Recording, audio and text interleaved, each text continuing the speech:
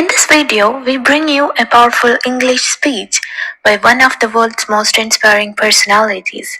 Whether you're trying to improve your spoken English vocabulary, pronunciation, or fluency, this real life talk will help you learn naturally.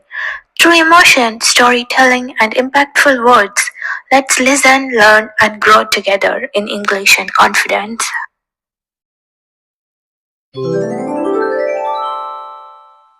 Hi everyone, I'm Shabnam Mahmood from BBC News and I'm here with Kangana Ranaut, one of the biggest stars in India today. She shot to fame in 2006 with her debut film Gangster, and in less than a decade, she's established herself as one of the leading actresses in Bollywood. Her choice of roles has redefined the stereotypical Indian film heroine. Let's welcome Kangana. Thank you, everyone. Thank you. Thank you, Shabnam. First of all, Kangana, I'd like to take you back to your childhood. Tell me about your story. What were your expectations growing up as a young girl in your family, in your village? Well, the thing is, in India, it's a matter of fact that a girl child is seen as a liability, and probably the only expectation is that you grow up to, be a presentable young woman who can get a decent spouse. That's not much of an expectation, but yeah. I wasn't a child that an Indian parent would like to have. I was quite rebellious, and I didn't see myself as I guess my family saw. I didn't see myself as a liability. I didn't see myself as someone who is, just whose purpose of life is just to find a good enough husband who can take care of her. I saw myself as much more than that. I think I was quite confident of myself, and I had a mind of my own. I liked the fact that my father had a lot of expectations from my brother, and I probably wanted to be that person who he could be proud of, and who could be her own hero. So yeah, that led to many incidences, including my running away from my house, I guess. Before we come to that, just wanted to ask you a little bit more about your family. Was it a very traditional family? Was there a lot of, the male members of your family, were they treated with favoritism? Yes, I won't say it was an exceptional Indian family. That is pretty much how it is everywhere, where you grow up in a very very protective environment, which can sometimes lead to a little bit of suffocation also. It can just be a little too protective sometimes. Were your family sort of like they had favoritism towards your brother? Yeah, like I said, in India, woman is a girl child is seen as a liability. So naturally, they aren't, a girl child isn't that celebrated for sure. So what eventually pushed you to leaving home? Like I said, that quest, that understanding of your own self, that confidence that you carry in yourself, that you're a lot more than people think you are, and you want to prove that, and you want to find yourself, and you want to be a lot more than you're believed that you are. So I probably that quest. It can't have been easy though. Yes, I've struggled for 10 years. Yeah, that's quite long. What was the opposition like then when you made that decision to leave home? Well, my parents gave me an easy option that if you are gonna, go your way, so there's the highway, and you can probably expect no funds and no support, which I think was legitimate because, I think that was a fair option. Was there one particular incident that led to you leaving home? Your father was quite angry with you. Yes, I think I left. I just refused to go to school, and I'm like, I can't do science. I don't want to be a doctor. And he's like, then what would you be? And I'm like, I don't know. So he's like, don't you think you should? I said, give me a year and I would find out. And he's like, I have no money to spend on these sort of hobbies of yours. And I'm like, sounds fair. So you left home Yeah. and you went to a big city like Mumbai. What was that like when you first arrived there? No fairy dream or story, nothing like that. It was quite harsh, and I was nothing like I am today. I couldn't speak a word of English, and in England, people might be understanding of that, but in Bombay, they're not very forgiving. If you don't speak English, how do you expect to work in Hindi films? Uh, well, that was an obstacle, I'd say. You overcame that obstacle, but you overcame many obstacles because it wasn't easy to establish yourself. What did you want to do the minute that you arrived in Mumbai? Did you think, I want to be an actress? Or did you have to go through various stages like, modeling? Oh yes, various stages, various auditions. I ended up sleeping on the pavements, and I didn't have food to eat. And my father called, he's like, "So, did you learn your lesson?" I'm like, "No, you better get ready to learn yours." So, it took way too long, and I think for him to learn his lesson 10 years, he's like, "Okay, fine." But I think I finally made my point clear. But yes, it was just one of those ordinary struggling stories where you're, there's string of incidences or accidents, one after the other, one worse than the other, and then you're like, am I in a bad dream or it's just, so yeah. You're known for being very honest and very outspoken to the media. You're a great role model for the modern, independent Indian woman who goes against the traditional norms. How important is that for you? Well, honestly, I really don't know how to be any other way. I mean, I find a lot of pride in being who I am, and that was the case from my childhood. Like I said, my parents saw me as someone else. They saw me as someone who was a liability, but that didn't change my understanding of my abilities and myself. And when I came to Mumbai, they saw me as this village woman who had a weird accent and weirder appearance, I guess. But I didn't see myself like that. I thought of myself a lot more than just I am a lot more than my appearance or my age or my color or my hair.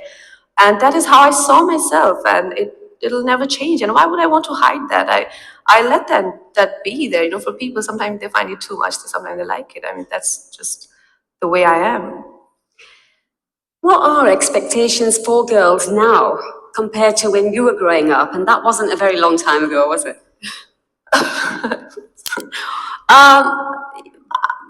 I think times have changed a little bit, not much. This generation isn't as bad as our generation, when I was growing up. Uh, but I'd say in India, we have a lot of work to do, and we need a lot more role models which young women can follow and parents can follow, where they have people they would like to, get inspired with their stories and their journeys.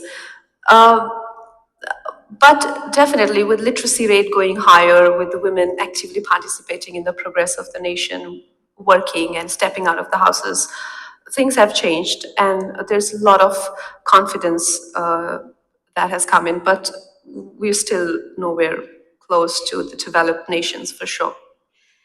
So things have changed a little bit. Do you think the focus is shifting away from marriage, say, and are girls able to focus on careers? I won't say that. I mean, being in my place, who's a successful actress, and and in a working in an urban India, whatever you may call it, uh, where I'm taking my job and at my workplace is just taken as a hobby. I come across people who like, what do you need money for? And I'm like, why are you making a movie? So I can see the challenges which rest of the women must be going through, and I know of my friends who are married, and every time they get married, their husband's job is the priority. So sometimes they have to even quit their jobs just because they have to prioritize their husbands' work situations and maybe problems. Do you think it's particularly worse in your industry because there is this perception that in the Bollywood film industry, women are taken for their looks rather than talent? Well, yeah, I wouldn't want to admit it, but it is. I'll get bashed there. You know, she went there and she said that. But it is true that they do objectify women. Bollywood films do objectify women, and not all of them, some of them at least. Sexism and misogyny against women is an issue that all patriarchal societies have to deal with. Yes. And this is particularly close to you because it was reported that your sister was the victim of an acid attack. Right. What can be done to combat this widespread gender crime? I don't know. I think I can just go on about it. But we first of all, as society, as people, try to single out India. That is the problem everywhere, where feminine as an emotion, feminine as a quality. It could be kindness, compassion is seen as a weakness, where it is not.